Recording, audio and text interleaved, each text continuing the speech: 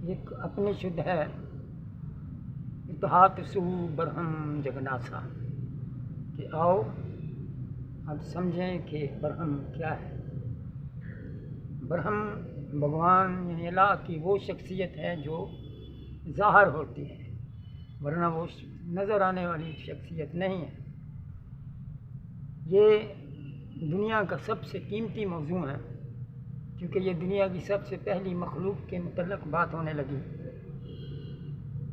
یہ بھگوان یا اللہ کو آج کل کا نہیں ہے، یہ ہمیشہ سے ہے، اس کا کوئی سٹارٹ نہیں،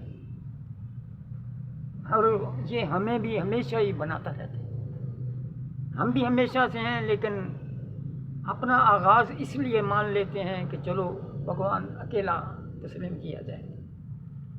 المہم ہمیشہ سے تو ہم بنتے آ رہے ہیں، لیکن اس دفعہ تقریباً 4.5-5 ارب سال بعد مہا پرلے آتی ہے۔ اس دفعہ جو 4.5 ارب یا 5 ارب سال پہلے مہا پرلے آئی، ہم اس وقت سے بات کرتے ہیں۔ اس سے پہلے تو پتہ نہیں وہ کیا کیا بناتا تھا، ہم کچھ نہیں کہہ سکتے، بہرحال کچھ نہ کچھ بناتا تھا۔ اور بڑی بات یہ ہے کہ بھگوان کی 2 ہاتھ پیروں والا شخصیت جو ہے بھگوان کی پسندیدہ ترین شخصیت ہے، یعنی وہ انسان کو پسند کرتا ہے جیسے وہ اس کا اپنا جسم ہے۔ المہم اس دفعہ بھگوان مثلا سمجھیں کہ 4.5 ارب سال پہلے ست چت آنند کی پوزیشن میں تھا، یعنی پرسکون تھا۔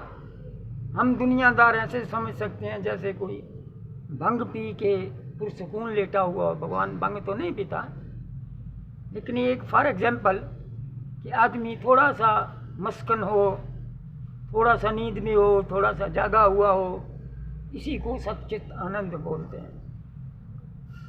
تو اگر آپ کبھی غور کریں کہ ہم اپنے خیالوں میں کوئی شخصیت بناتے ہیں، کوئی لڑکی، کوئی لڑکا، کوئی کرکٹ ٹیم، کوئی فٹ بال ٹیم، لیکن کبھی کبھی اگر ہماری پریکٹس زیادہ ہے تو کبھی ہمارے دماغ میں کوئی شخص ایسے خود ہی بن جاتا ہے، ہوتا وہ ہمارے دماغ میں ہے، ہم ہی اس کے بھگوان ہوتے ہیں، لیکن وہ خود بخود بنتا ہے۔ سیم بھگوان کے دماغ میں ایک شخصیت خود بخود اتپن ہوئی، اس کو نہج البلاغہ میں علی نے بھی بتایا کہ انسان کو بڑی جلدی میں بنایا گیا، تکڑ میں۔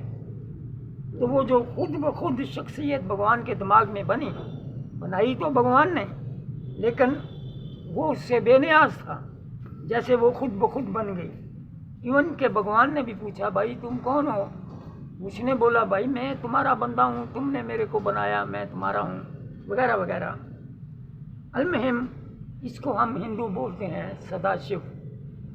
یہ پہلی شخصیت ہے کائنات کی جو بنائی گئی، باقی ساری روحیں اسی سے آتمائیں نکالی گئیں۔ یہ بھگوان کی آتما ہے۔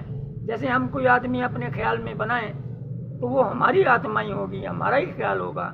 سیم جو بھگوان کے دماغ میں سدا شیو پیدا ہوا وہ بھگوان کا ہی خیال تھا۔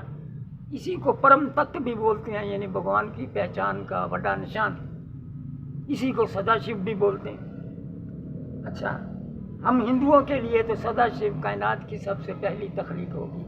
یہ شنکر وشنو برہما کا باپ ہے، جگدمبے کا پتی، شیراں والی کا۔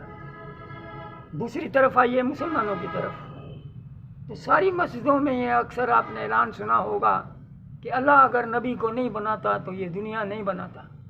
امام محمد رضا بریلوی سے پوچھیں جن کا قصیدہ ہے مصطفیٰ جان رحمت پہ لاکھوں سلام، یہ عاشق صادق تھا۔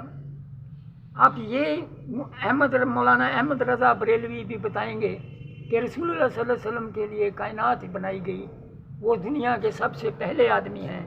اور وعدہ الست پہ مولانا سرار احمد والوں نے بھی بحث کری کہ لاکھوں کروڑوں سال پہلے ہم نے بھگوان سے، اللہ سے وعدہ کیا تھا کہ ہم تیری عبادت کریں گے، وغیرہ وغیرہ، جس کو وعدہ الست بولتے ہیں۔ پھر ایک حدیث بھی ہے کہ رسول اللہ صلی اللہ علیہ وسلم نے بولا کہ میں آدم سے پہلے بھی نبی تھا، یعنی بہت ساری۔ پھر جبریل، ایک اور حدیث ہے کہ جبریل نے 70,000 دفعہ ایک ستارہ دیکھا جو 70,000 سال کے بعد چمکتا تھا، تو نبی صلی اللہ علیہ وسلم نے بولا کہ وہ تو میں تھا۔ یعنی اس کا مطلب یہ ہے کہ ہم انسان آج سے 12,000 سال پہلے آدم آیا، منو یعنی تو نبی صلی اللہ علیہ وسلم تو کروڑوں اربوں سال پہلے تھے. آخر سوچنا چاہیے کہ کروڑوں اربوں سال پہلے نبی جو بنے اس کائنات کے سب سے پہلے آدمی، تو وہ اتنی دیر میں کیا کرتے رہے؟ تو کرتے رہے ہوئیں گے. المہم جب اسلام میں ثابت ہوتا ہے کہ رسول اللہ صلی اللہ علیہ وسلم سب سے پہلی شخصیت ہیں، اور ادھر ہندو دھرم سے ثابت ہوتا ہے کہ سدا شیو سب سے پہلی شخصیت ہیں، تو کیا نظر نہیں آتا کہ دونوں ایک ہی شخصیت ہیں؟ لہٰذا یہ ثابت ہوا کہ سدا شیو اور رسول اللہ صلی اللہ علیہ وسلم ایک ہی شخصیت ہیں. لہذا میں یہ کہنا چاہوں گا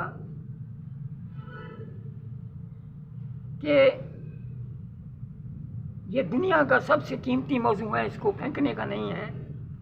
جب یہ ثابت ہوا کہ یہ ایک ہی شخصیت ہیں تو اس پہ بحث مباحثہ یا جھگڑا بالکل بیکار ہو جاتا ہے.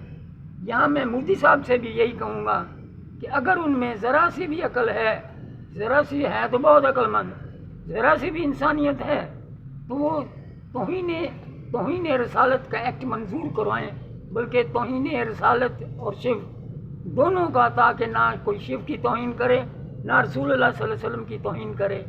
تو مودی کو جتنا ووٹ لینے کے لیے پاکستان سے جھگڑا شو کرنا پڑتا ہے، اتنا یہ ایکٹ منظور کروانے سے سارے مسلمان اس کو ووٹ دے دیں گے. یہ تو کوئی مسئلہ ہی نہیں ہے، خود بخود مودی جیت جائے گا، اور پھر عالم اسلام کی نظر میں مودی ہیرو بھی بن جائے گا. لہٰذا یہ ثابت ہوا کہ شیو اور رسول اللہ علیہ وسلم ایک ہی شخصیت ہیں. لہٰذا یہ مودی صاحب سے میں دوبارہ ریکویسٹ کروں گا کہ توہین رسالت اور شیو کا قانون ضرور منظور کرائیں، تاکہ یہ جھگڑا ہمیشہ کے لیے ختم ہو اور مودی ہیرو بھی بن سکے. ہری اوم.